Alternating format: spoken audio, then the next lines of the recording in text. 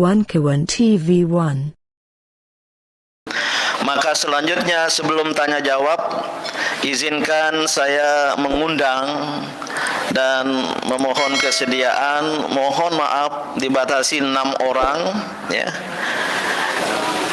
Pertama saya ingin undang Dr. Roy Suryo. Tolong diberi mic, tapi tolong dibatasi 3 menit ya. Siap. Kalau lebih sedikit 5 menit. Khusus Dr. Roy Suryo ini bisa menjelaskan secara akademik, secara ilmiah tentang kecurangan yang bersifat terstruktur, sistematis dan masif. Silakan Mas, cukup duduk saja. Prof ya, terima kasih. Prof Din. Assalamualaikum warahmatullahi wabarakatuh. Salam sejahtera untuk kita semuanya. Om Swastiastu. Salam sejahtera. Baik. Pada siang hari ini karena waktunya sangat singkat, tetapi saya ingin memastikan bahwa yang pertama, saya bukan lagi politisi karena masih banyak orang yang salah mengira saya masih bagian dari salah satu partai. Tidak ya. 3 tahun saya sudah pamit baik-baik dari partai dan alhamdulillah menyelesaikan studi, dan di sini ada guru saya, Prof. Hafid Abbas ini, penguji saya. Jadi yang intinya begini, mulai dari saat awal pemilu ini, saya sangat menyesalkan sebagai seorang pemerhati teknologi telah banyak digunakan teknologi, ini yang paling penting, untuk berbuat curang bahkan jahat pada pemilu kali ini. Salah satunya adalah teknologi yang mungkin tidak kelihatan pada teman-teman semua, tapi saya pakai juga waktu itu dipakai pada saat debat. Nah ini saya pakai ini. Jadi ketika waktu itu saya menyebut ada salah satu cawapres yang menggunakan alat bantu, ya kita harus mulai dari situ, karena itu sudah dimulai teknologi digunakan untuk berbuat curang. Ironisnya, semakin jahatnya, fakta yang saya sampaikan pada saat itu, yaitu saya menunjukkan ada digunakan alat bantu, telah berbuat laporan ke kepolisian. Jadi saya pun dalam posisi sekarang dilaporkan. Tapi nggak apa-apa, itu tetap saya hadapi karena itu bagian dari perjuangan. Nah, itu fakta. Karena itu fakta. Dan itu dipakai pada 2 kali penampilannya. Yang satu ketika waktu itu masih dipakai di atas, dan yang kedua ketika tidak kelihatan. Seolah-olah tidak kelihatan karena disembunyikan di dalam kerah bajunya, kerah jaketnya. Alatnya ini wireless, jadi nggak kelihatan kalau dipakai, dia tidak akan kelihatan.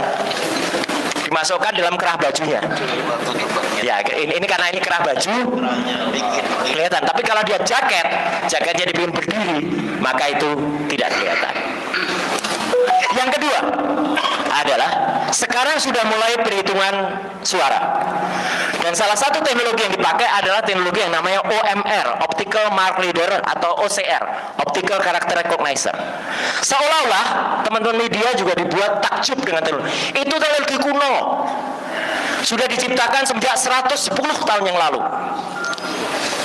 Jadi pada saat itu ada fisikawan Jerman, Emanuel, yang menemukan itu, dan itu di kampus-kampus, saya kira banyak petinggi kampus di sini, mantan itu sudah pakai, itu sudah lama, lebih dari 10-20 tahun yang lalu.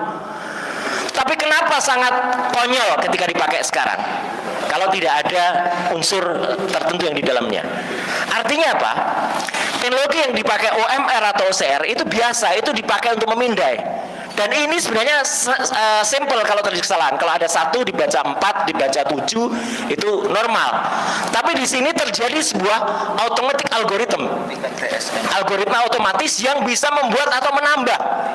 48 jadi 748, 51 dari 951. Padahal sederhana. Prof Din misalnya dan bapak-bapak ibu lain. 1 TPS itu sebenarnya maksimal 300. Kalau dikasih alat automatic cutter lebih dari 300 selesai sebenarnya. Itu tidak dipakai.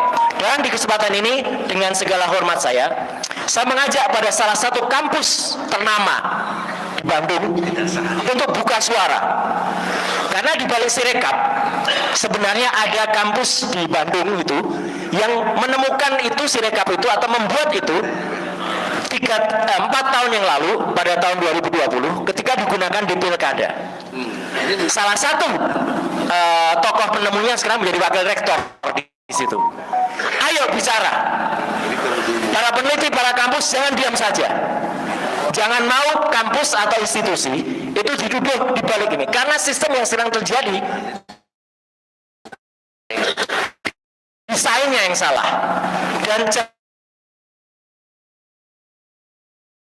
bukan dari kampus itu. Tapi saya merasa terhili, ini yang terakhir, dua institusi yang sekarang ada yaitu Bawaslu dan KPU ini seolah-olah menutup mata atau menjadi pelindung dari kecurangan ini.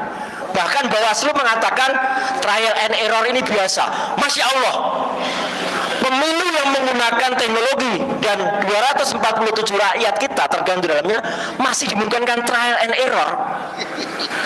Ini, nah betul Pak, saya tidak sampai hati menggunakan kata sinting tadi ya.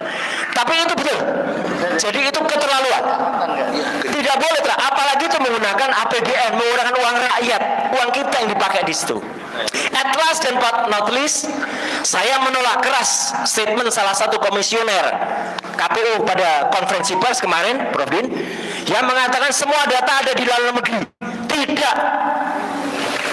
Sistem IT KPU sekarang didaftarkan pada alibaba.com. Buktinya ada. IP yang ada itu terletak di Singapura. Beberapa kawan lain menyatakan ada juga di China, ada juga Perancis. Datanya itu ada di cloud. Teman-teman semua kalau naruh data di cloud, berani sumpah kalau data di cloud itu ada di Indonesia. Tidak, data di cloud itu tidak di Indonesia. Dan itu melanggar Undang-Undang PDP, Perlindungan Data Pribadi nomor 27 tahun 2022. Saya kebetulan ikut membuat Undang PDP itu. Semua objek vital data harus ada di Indonesia. Dan kalau KPU tidak mau diaudit, dia melanggar Undang-Undang nomor 14 tahun 2008 tentang keterbukaan informasi publik. Jadi, himbauan saya terakhir, saya ajak para akademisi, kalau di situ apa ya Pak, untuk bangkit dan bersuara. Kita dorong gerakan moral 100 tokoh ini untuk menyelamatkan bangsa ini. Sekian, terima kasih. Wassalamualaikum warahmatullahi wabarakatuh. Waalaikumsalam warahmatullahi wabarakatuh. Saya kira soal pemakzulan tadi gunakan istilah apa? Penggulingan, apalagi pemunduran. Kelihatannya bahasa Indonesia tidak terlalu kaya untuk menyatakan pikiran kami itu. Kami semua bersepakat gitu. Mas Roy, ini melanjuti masalah kasus curang ya. Yang pertama masalah aplikasi Sirekap itu, Mas. Tolong Mas berikan solusinya kepada penonton kita. Ya, yang jelas bahwa Sirekap itu harus diaudit atau kalau perlu kemudian dibongkar, diteliti atau dipidanakan orang yang membuat kecurangan dengan Sirekap. Kenapa? Sirekap ini sebenarnya adalah aplikasi yang dulu pernah digunakan pilkada dan itu baik-baik saja. Diboleh teman-teman kita di kampus ternama di Bandung, ya, dan sekarang mereka pun sebenarnya dalam posisi sebenarnya ya kayak terpasung gitu. Karena apa? Karena ada oknum yang kemudian melakukan modifikasi ya dari backdoor di dalamnya. Bahkan Sirekap yang terakhir ini adalah sudah melanggar Undang-Undang PDP, Perlindungan Data Pribadi, ya, karena menggunakan hosting atau katakanlah itu menggunakan cloud yang posisinya ada di Singapura. Jadi itu jelas-jelas melanggar, ya. Jadi saya ibaratnya benar-benar meminta ya kepada tim yang independen untuk kemudian melakukan audit investigasi atau audit forensik terhadap Sirekap, dan tidak boleh KPU menolak karena anggaran yang digunakan adalah anggaran negara, ya, itu uang rakyat. Kalau dia menolak, dia melanggar Undang-Undang nomor 14 tentang keterbukaan informasi publik karena penggunaan uang negara. Jadi ini harus kemudian diteliti, kemudian dibongkar, diuji forensik, dan yang penting dari itu semua adalah gunakanlah hanya perhitungan yang resmi, yaitu form C1 plano atau C1 hasil. Itu yang harus dikawal sebaik-baiknya dari 800.000 sekian TPS di seluruh Indonesia, dan itu yang kemudian digunakan sebagai hasil resmi. Mas, bukankah Undang-Undang PDP baru berlaku 2 tahun lagi, Om? Betul, tapi ibaratnya meskipun Undang-Undang nomor 27 tahun 2022 baru berlaku 2 tahun lagi, tapi ibaratnya kita sudah tahu bahwa itu akan dilarang. Kenapa kita melakukan itu? Kenapa kita melewati jalan yang dilarang itu? Jadi ini kan sebenarnya sebuah keniscayaan juga. Dan meskipun katakanlah baru berlaku Oktober, nanti ketika ada presiden baru yang dilantik juga 20 Oktober, undang-undang itu sudah berlaku. Jadi artinya kan jangan kita hanya berpikir letterlek saja, undang-undang belum berlaku terus nggak bisa diterapkan. Harus bisa. Kalau kita berpikiran jernih, kalau kita berpikiran baik, kita husnuzon, ya maka itu bisa digunakan. Jangan kemudian kita malah sudah jelas itu dilarang, sudah jelas itu melanggar, tapi tetap dipakai.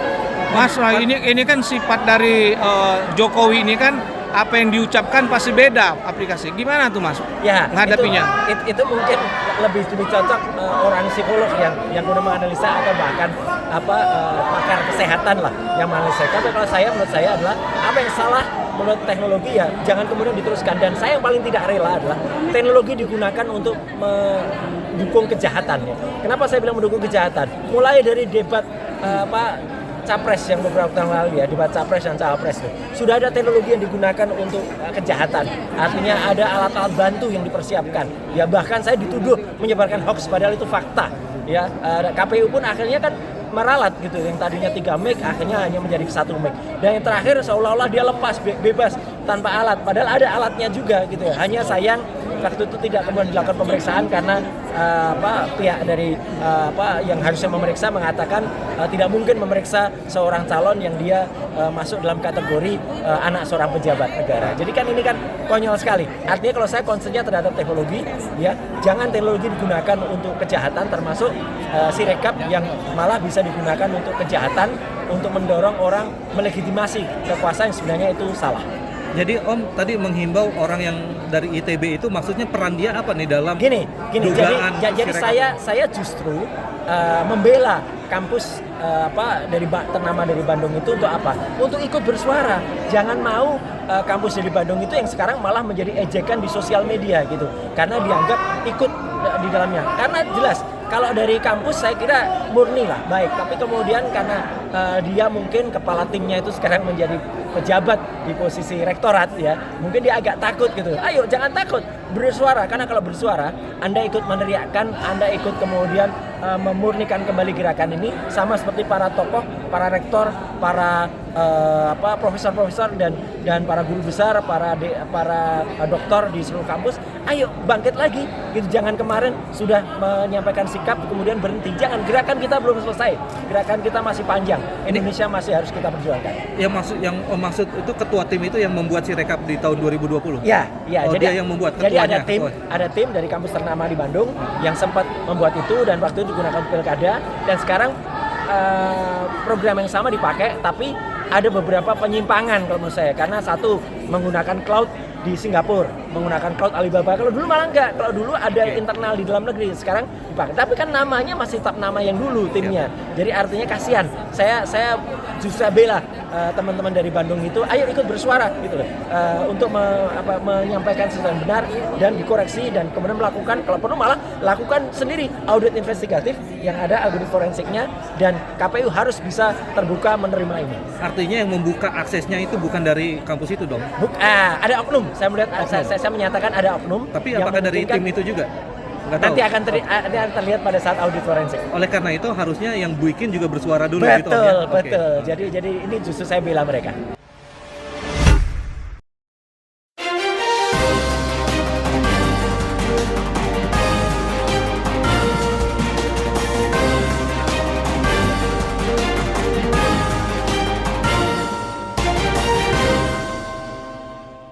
One Kawan TV 1